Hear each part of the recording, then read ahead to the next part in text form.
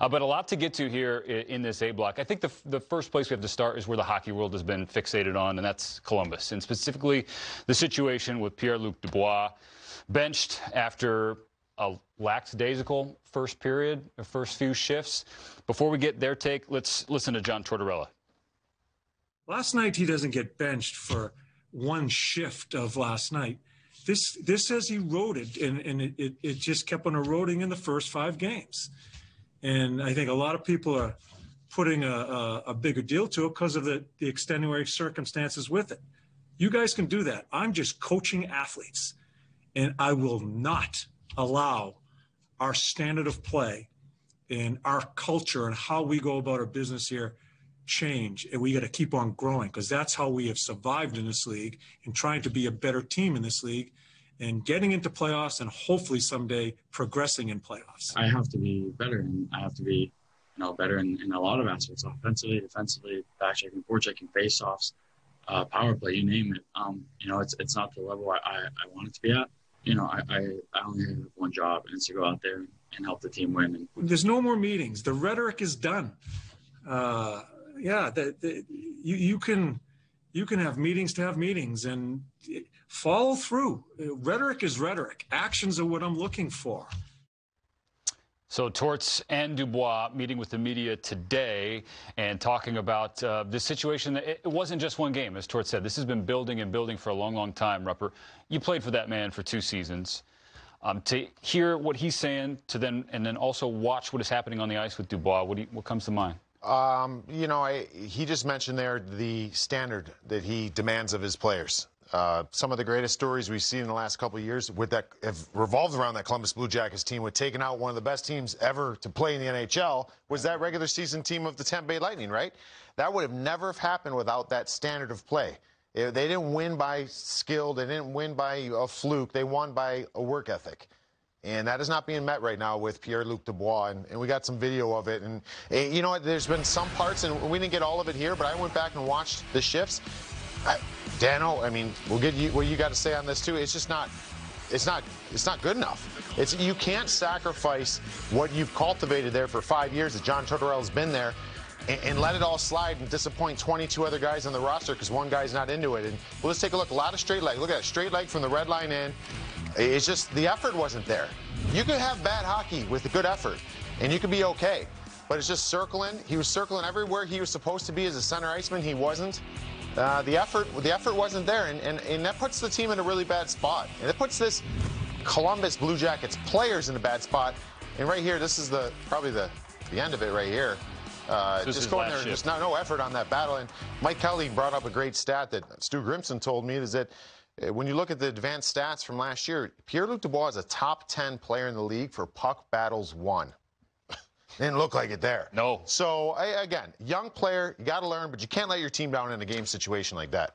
There were some nights I remember where I thought I played well and was working pretty hard, and then the coach told me the video doesn't lie. And what we just saw there, Pierre-Luc Dubois is not working the way John Tortorella, the head coach, would like him to, and rightfully so. Now, certain coaches are more demanding than others, Rupper, and you play for John Tortorella. He's very demanding. But that's a good thing. That is the reason why the Columbus Blue Jackets have had success and beat the Tampa Bay Lightning that you talked a couple of years ago, the best regular season team ever, that the work ethic always has to be there throughout the lineup. He's a big, strong kid. There's no denying Pierre-Luc Dubois is an unbelievable hockey player. We saw that in the playoffs last year. There's something going on here. There's something brewing.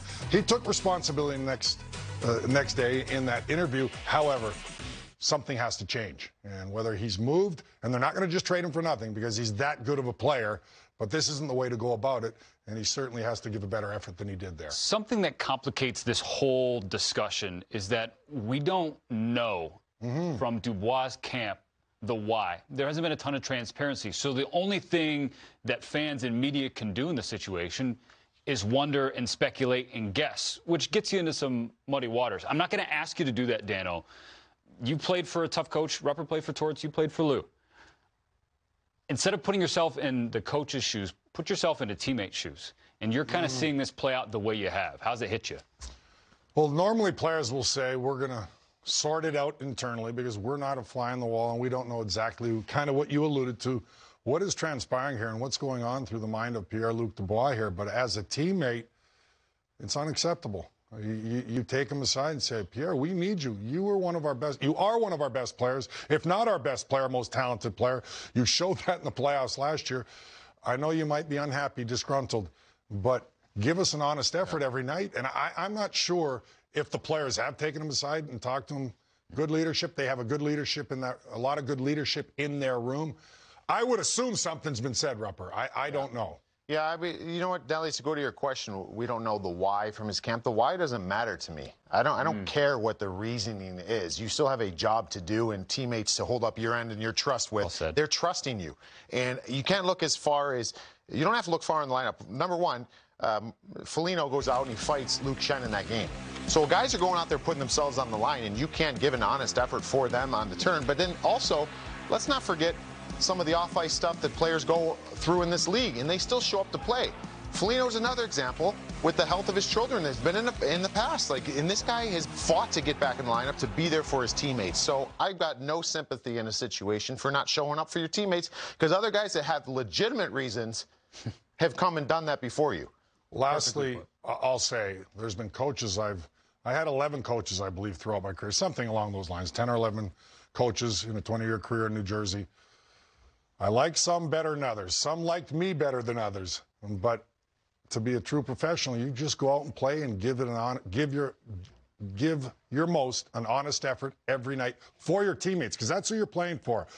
You don't have to like your coach, and I'm not saying that's all that's going on here. I don't know. We don't know completely. But for your teammates, give the effort, and eventually, if you are going to be moved, well, you can say, you put your head in the pillow and say, no, I worked my tail off there. It just wasn't working for whatever reason. Seems like we're at the fork in the road where there's simply two ways this can go. Either he is moved or it clicks for him. And like to your point, Rupper, he figures out at 22 years old as a former number 3 overall pick how to be a professional until things work itself out in that way. And for anybody saying, well, we just saw those shifts, I don't want to trade for him.